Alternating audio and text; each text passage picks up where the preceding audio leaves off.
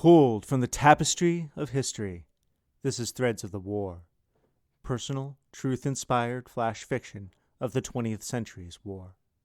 I'm Jeremy Strozer.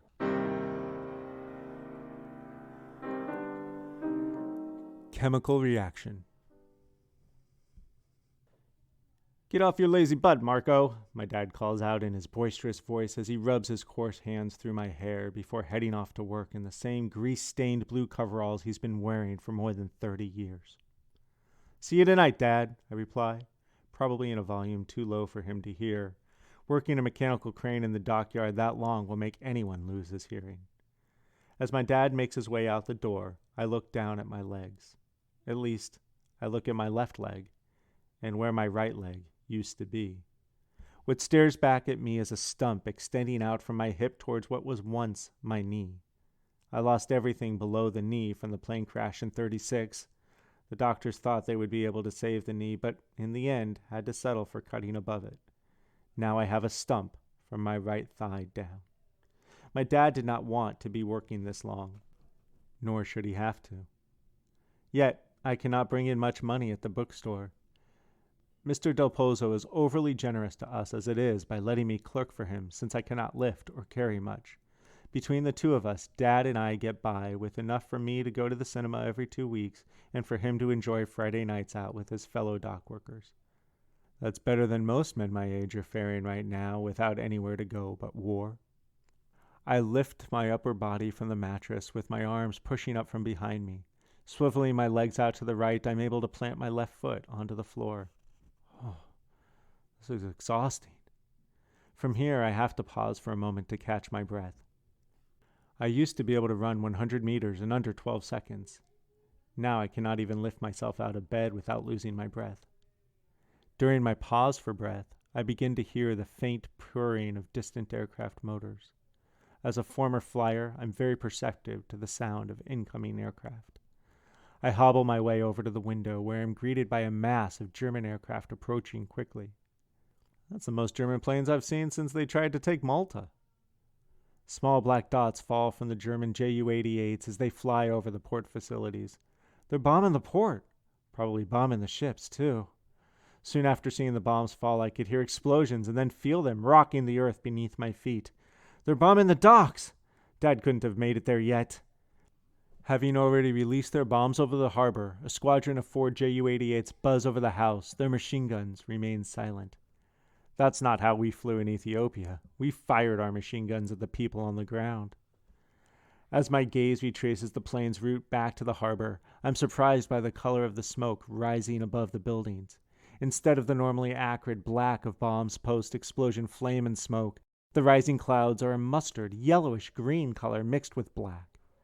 The yellowish smoke billows forth in all directions, as if occupying available space rather than simply rising into the sky. The Germans would not have used mustard gas bombs, would they? Without registering with my brain, my hand reaches for the doorknob. As I open the door, my body follows out, down the stairs, and into the street. I have to get to Dad before the yellow smoke does. He could not have gotten far. Leading a mass of people covered in yellowish dust who are hacking in desperate gaps for breath, black and yellowish-green smoke begins drifting up from the street toward me. "It's gas! It's gas!" I call out to anyone listening. No one does listen. They attempt to scurry by, hoping to outrace the expanding yellowish fog. Knowing that I cannot stand up to the mass of people scurrying past me, I pull to the side just as the billowing mustard smoke reaches my body. I can't breathe! My nose, ears, mouth, and eyes fill instantly with the smoke. It penetrates through my lungs before I can sense it. Flames are consuming me from the inside out. My eyes, ears, and lungs burn from the gas eating away at my flesh. I cannot see. All that my ears now pick up is a high-pitched drum of ever-increasing rhythm, as if the small bones are attempting to capture the sound of the ear itself melting away. I can't breathe! My hands clutch at my throat, clumsily attempting to dislodge gas. Something grabs my right arm, twirls me into the air like a rag doll, and with a shudder reminiscent of a car hitting a brick wall, and lands me atop the shoulder of a moving person. With the speed I used to possess, this person scrambles onto the hard surface of the pavement below. Who is carrying me? I can't breathe! For more than a minute, the hard-hitting feet pound the pavement, jabbing a shoulder into my suffocating lungs. My eyes are no longer useful. I cannot hear.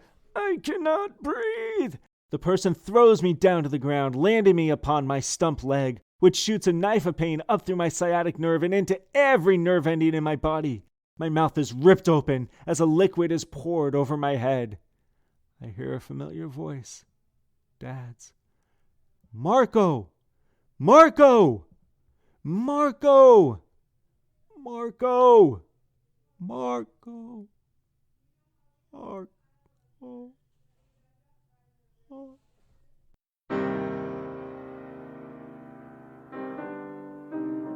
During World War II, the United States shipped chemical warfare shells to multiple theaters of war in case they were needed for retaliation against the use of such weapons by the Axis powers. Putting these weapons into the European theater led to the greatest loss of life in a gas accident during the war. On December 2, 1943, a German Air Force bombing raid on ships in the harbor of Bari, Italy, led to the destruction of one ship among 17 total destroyed in this raid that carried 100 tons of mustard gas, the SS John Harvey.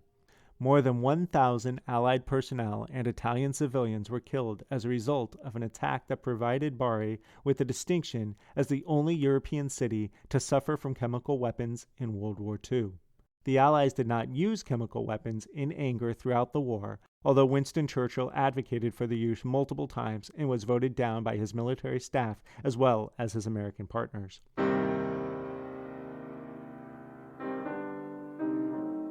This particular incident is ironic in that Italy used mustard gas against Ethiopian soldiers, military personnel, civilians, and international humanitarian volunteers during its invasion of Ethiopia in 1936. Italian planes flew in close-knit formations and rained down a yellow gas upon the Ethiopians. The Ethiopians, who lacked most modern weapons, did not know what to make of the strange rain. Few of them had long to contemplate it.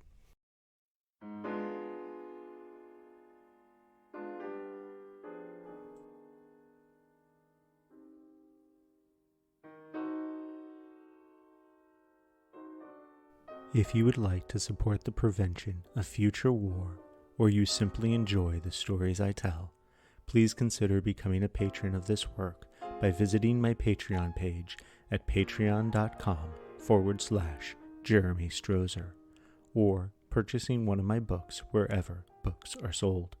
You could learn more about me, my work, and my mission at jeremystrozer.com.